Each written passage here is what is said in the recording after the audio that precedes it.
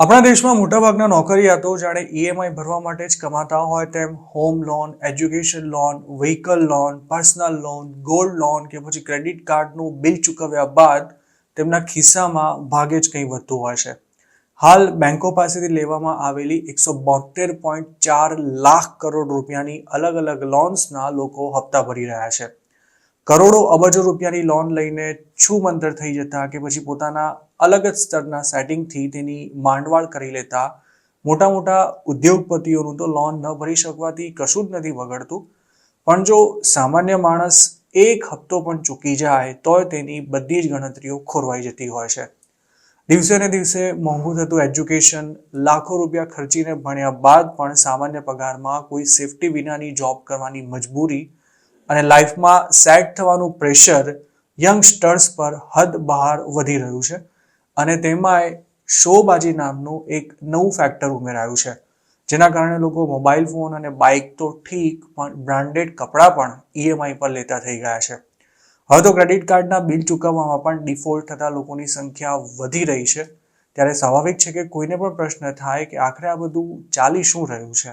ટૂંકી આવકમાં કાળજાળ મોંઘવારીને પહોંચી વળવામાં મધ્યમ વર્ગનો પનો ટૂંકો પડી રહ્યો છે, જેના કારણે એફએમસીજી એટલે કે સાબુ, પાવડર, ટૂથપેસ્ટ તેમજ અન્ય વસ્તુઓની ડિમાન્ડ પણ ઘટી રહી છે. દેશમાં અબજો રૂપિયાની ગાડીઓ વેચાયા વિના જ ધૂળ ખાતી પડી છે, પરંતુ બેંકોનો ક્રેડિટ ગ્રોથ વધી રહ્યો છે. મતલબ કે લોકોમાં લોન લેવાનું પ્રમાણ વધી રહ્યું છે. આરબીઆઈ દ્વારા 29 નવેમ્બરના રોજ રિલીઝ કરવામાં આવેલા આંકડા અનુસાર કરંટ ફાઇનાન્શિયલ યરના પહેલા 7 મહિનામાં બેંકોમાં સોનું ગીરવે મૂકીને ગોલ્ડ લોન લેવાનું પ્રમાણ 50.4% જેટલું વધ્યું છે, જ્યારે પર્સનલ લોન સેગમેન્ટમાં સિંગલ ડિજિટનો ગ્રોથ જોવા મળ્યો છે. 18 ઓક્ટોબર 2024 સુધીના આંકડા અનુસાર ભારતીયોનું 1.54 લાખ કરોડ રૂપિયાનું ગોલ્ડ હાલ બેંકોમાં ગીરવે પડ્યું છે. બેંકોનું માનવું છે કે હવે લોકો એનબીએફસીને બદલે બેંક્સમાંથી ગોલ્ડ લોન લેવા લાગ્યા છે, જેના કારણે તેની ટકાવારીમાં મોટો ઉછાળો જોવા મળ્યો છે. આ ઉપરાંત સોનાની કિંમતમાં થયેલો વધારો પણ તેના માટે કારણભૂત હોઈ શકે છે.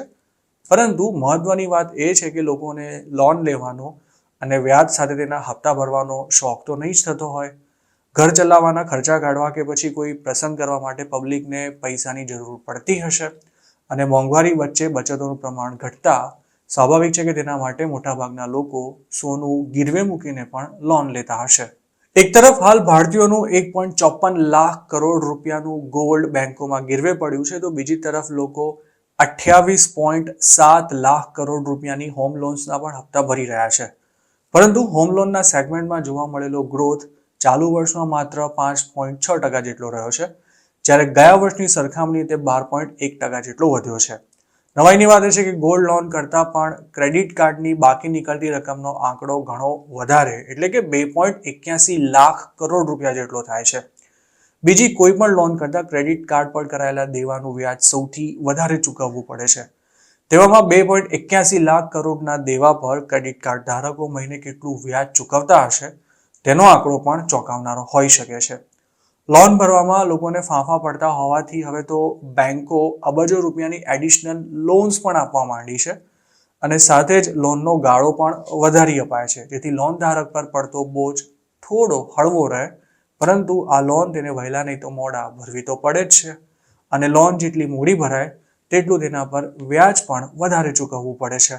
આપણા દેશમાં બેંકો પાસેથી અલગ અલગ પ્રકારની લોન્સ લેનારા લોકોનો ચોક્કસ આંકડો તેમજ અમાઉન્ટ આરબીઆઈ પાસે ઉપલબ્ધ હોય છે, પરંતુ એ પણ હકીકત છે કે જેટલા લોકો બેંક પાસેથી લોન લે છે તેનાથી વધુ લોકો મહિને 2 થી 5% કે પછી અમુક કેસમાં તો મહિને 10% વ્યાજ વસૂલતા શાહુકારો અથવા વ્યાજખોરો પાસેથી પણ ઉછીના પૈસા લેતા હોય છે.